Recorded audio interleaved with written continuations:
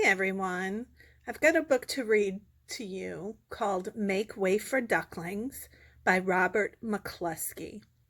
We read a book in class about mallard ducks, and that book was called Just Ducks. This is another book that's also about mallards. This book doesn't have any colored pictures, so I want to ask you, what color is a female duck or a girl? What color is a female mallard? Yes, it's brown and white. It's really plain colored. And what color is a boy? Yeah, remember it's got a green head and it's got that white collar and it's brown on its body. Why is the girl such a plain color and the boy is so bright? Yeah, I hope you remember that the girl has to stay. The female duck stays on the nest with her babies and guards the babies. And so she has to blend in. She has to camouflage. And the boy doesn't have to do that. The boy is trying to lure the predators away. All right, so I'm going to begin reading this book to you. This is a book from when I was a little girl. So it is an old book. Mr. and Mrs. Mallard were looking for a place to live, but every time Mr. Mallard saw what looked like a nice place, Mrs. Mallard said it was no good. There were sure to be foxes in the woods or turtles in the water, and she was not going to raise a family where there might be foxes or turtles. So they flew on and on. When they got to Boston, they felt too tired to fly any further.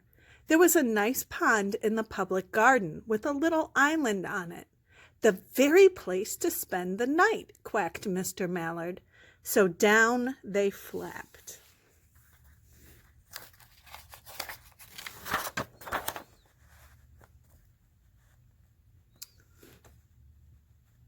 Mrs. Mallard is upending in this picture, and Mr. Mallard might be dabbling. Why are they doing that? What are they doing in this picture? All right, let me read and see if you can figure it out. Next morning, they fished for their breakfast in the mud at the bottom of the pond, but they didn't find much. They're eating. That's what they're doing.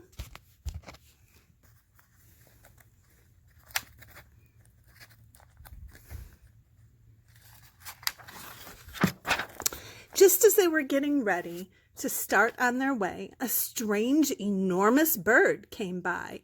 It was pushing a boat full of people, and there was a man sitting on its back. "Good morning," quacked Mr. Mallard, being polite. The big bird was too proud to answer, but the people on the boat threw peanuts into the water. So the mallards followed them all round the pond and got another breakfast, better than the first. "I like this place," said Mrs. Mallard as they climbed out on the bank and waddled along. "Why don't we build a nest and raise our ducklings right in this pond?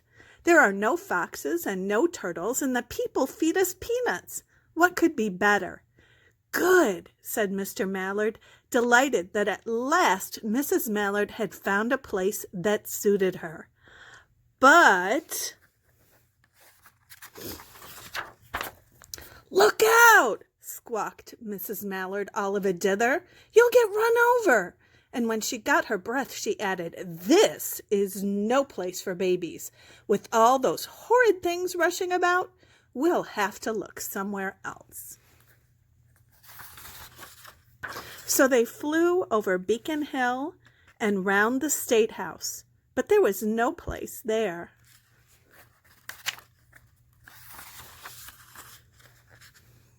They looked in Louisburg Square, but there was no water to swim in.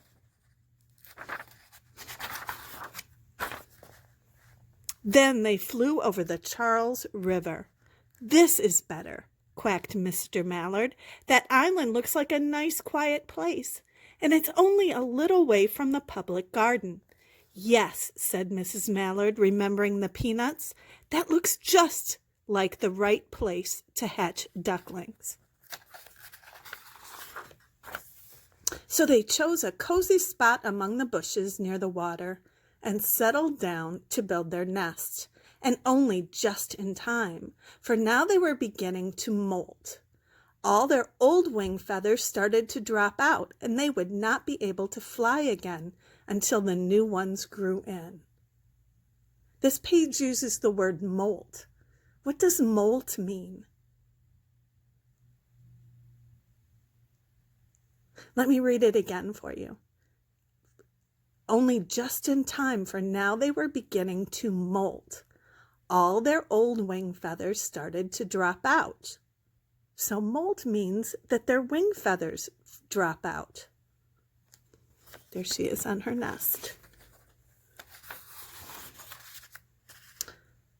But of course they could swim, and one day they swam over to the park on the riverbank, and there they met a policeman called Michael. Michael fed them peanuts, and after that the Mallards called on Michael every day.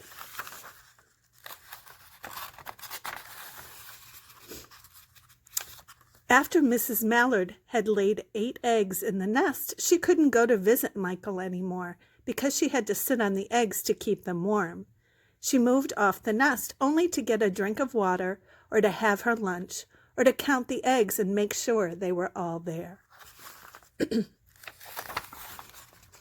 One day the ducklings hatched out. First came Jack, then Cack, and then Lack, then Mack, and Knack, and Whack, and Pack, and Quack. Mr. and Mrs. Mallard were bursting with pride. It was a great responsibility taking care of so many ducklings, and it kept them very busy. Baby ducks are called ducklings. Female and girl ducks are called ducks. Tell me, what are male ducks called? Remember, there's a teacher with that name. Yes, male ducks are called drakes. One day, Mr. Mallard decided he'd like to take a trip to see what the rest of the river was like further on. So off he set.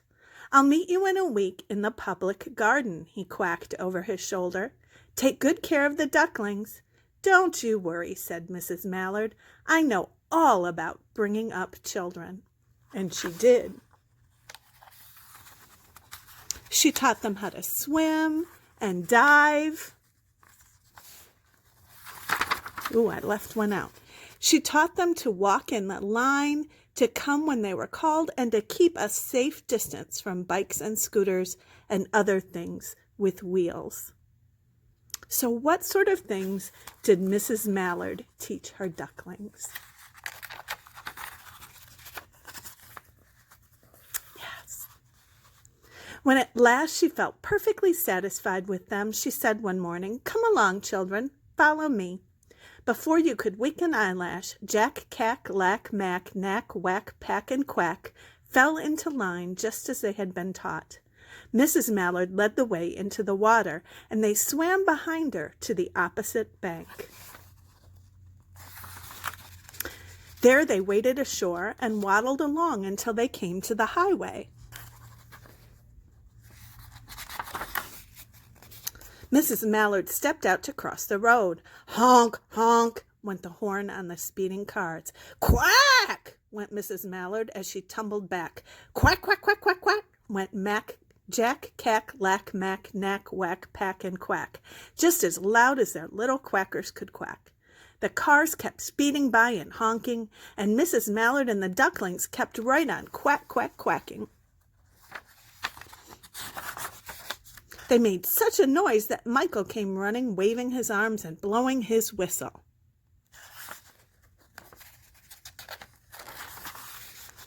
He placed himself in the center of the road, raised one hand to stop the traffic, and then beckoned with the other, the way policemen do, for Mrs. Mallard to come cross over. What does beckoned mean?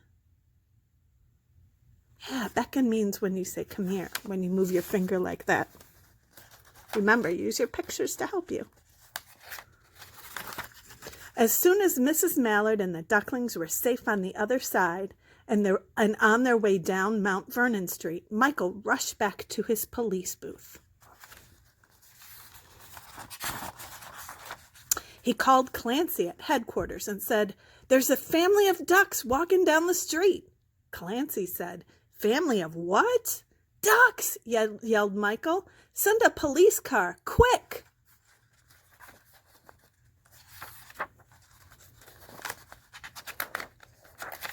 Oh, can't get it. There we go. Meanwhile, Mrs. Mallard had reached the corner bookshop and turned into Charles Street with Jack, Cack, Lack, Mack, Knack, Whack, Pack, and Quack, all marching in line behind her. Everyone stared. An old lady from Beacon Hill said, "Isn't that amazing?"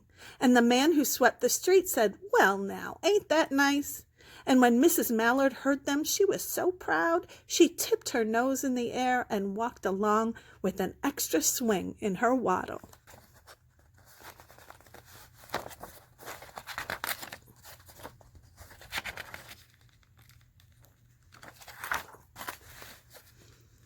When they came to the corner of Beacon Street, there was the police car with 4 policemen that Clancy had sent from headquarters. The policemen held back the traffic so Mrs. Mallard and the ducklings could march across the street.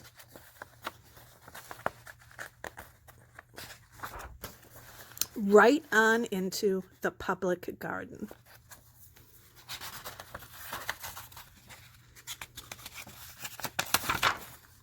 Inside the gate, they all turned around to say thank you to the policemen. The policemen smiled and waved goodbye. When they reached the pond and swam across to the little island, there was Mr. Mallard waiting for them, just as he had promised. The ducklings liked the new island so much that they decided to live there. All day long they followed the swan boats and ate peanuts. And when night fell, they swim to their little island and go to sleep. The end.